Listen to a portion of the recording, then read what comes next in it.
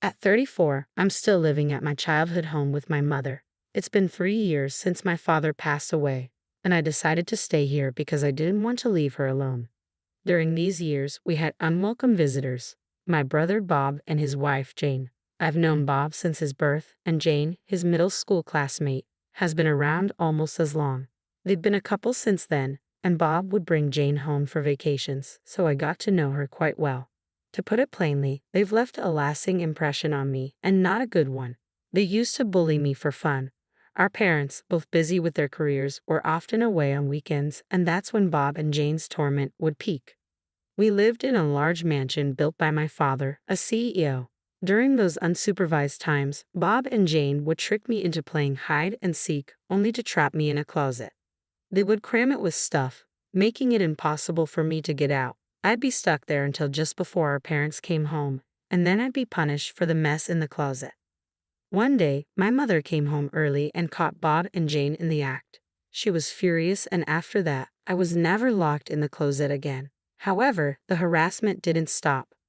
I resented my parents for their absence and felt a deep-seated anger towards Bob and Jane. But as I grew older, my resentment also extended to my parents for not stepping in sooner.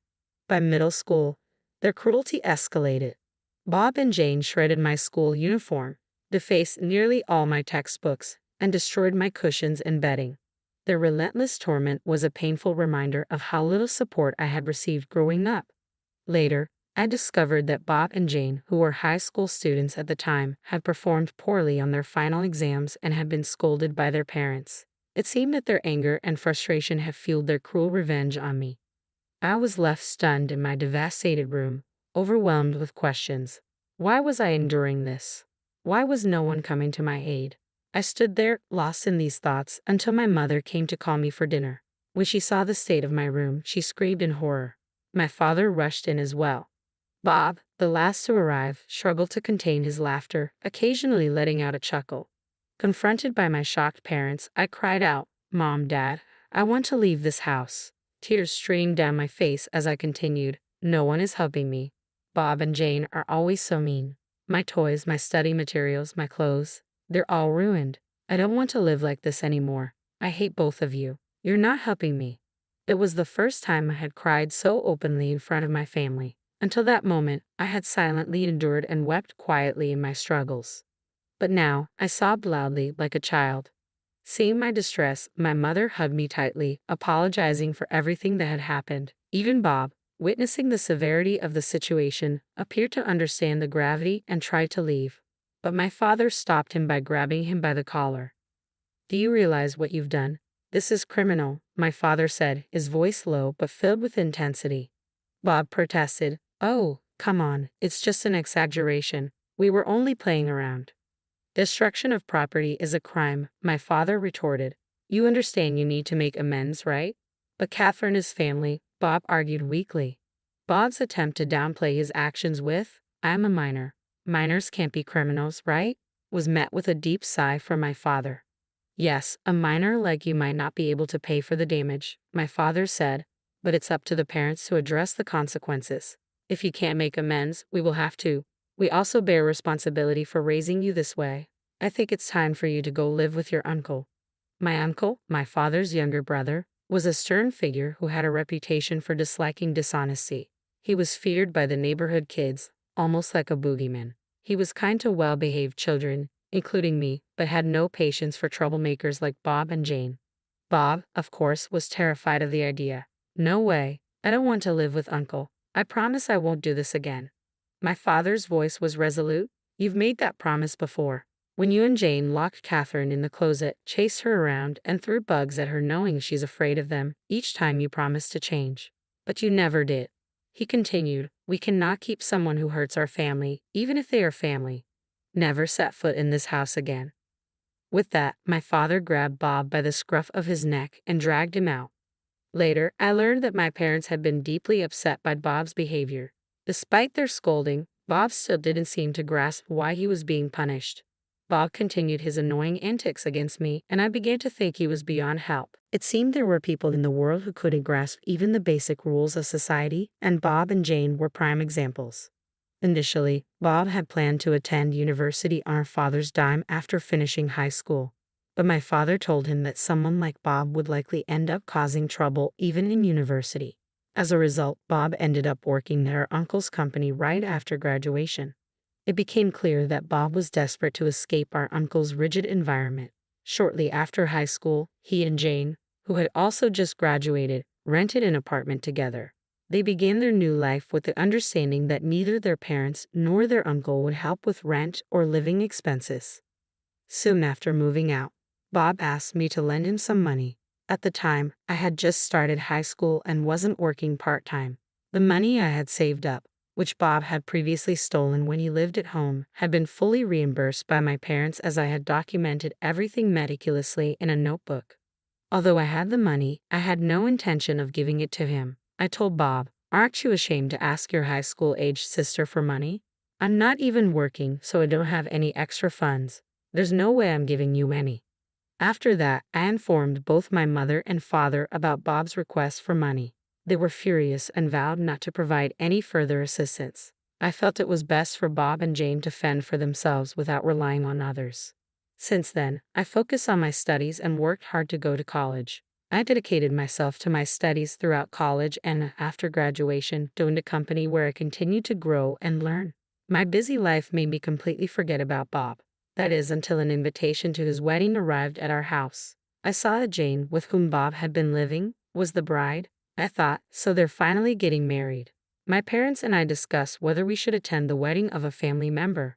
However, just a few days before the wedding, my father collapsed and was rushed to the hospital. He had always been fragile, but this was the first time he had collapsed so severely.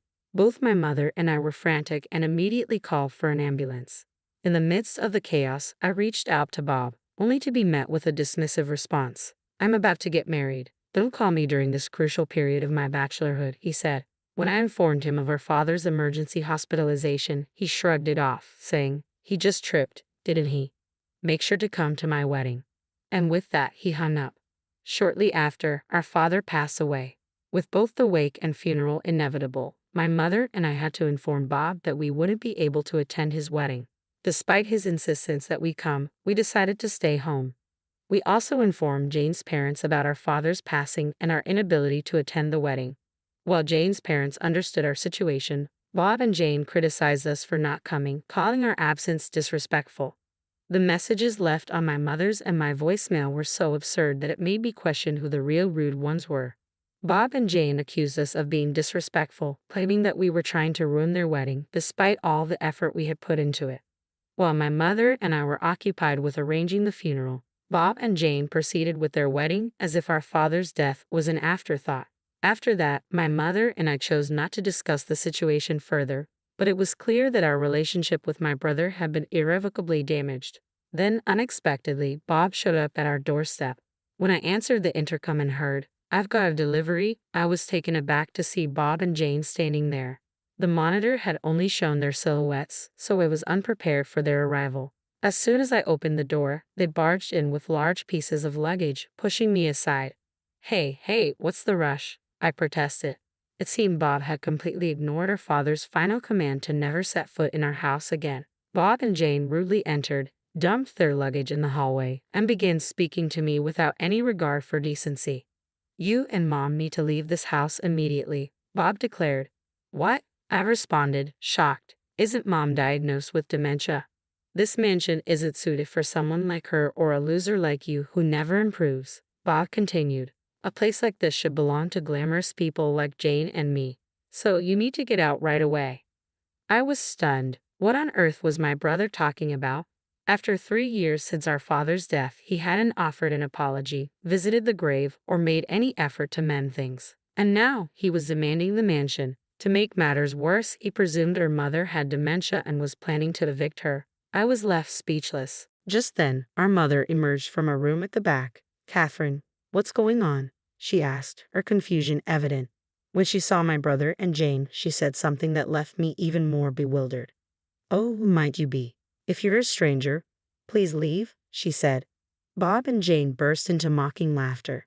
"See," Bob said, "this is how she acts every time we call her. Her dementia must be getting worse." I'll leave it to you to take care of Mom, Bob said dismissively. You can have her. I'll take the mansion. After all, I'm the eldest son, so it's only right that I get the mansion. With that, Bob strode deeper into the house. Jane, mimicking Bob's demeanor, turned to me and our mother, saying, "Take the old lady and get out. I never want to see you again." I rushed to my mother's side, asking, "Mom, are you okay?" Feeling as though we were being forcibly evicted, my mother and I left the mansion, abandoning all the old furniture behind. We gathered our personal belongings and fled the house. Fortunately, a friend of mine, who was abroad and unable to manage his house, offered it to us. His cousin had been looking after it, but with his imminent transfer to another state next year, it seemed like perfect timing for us to use it.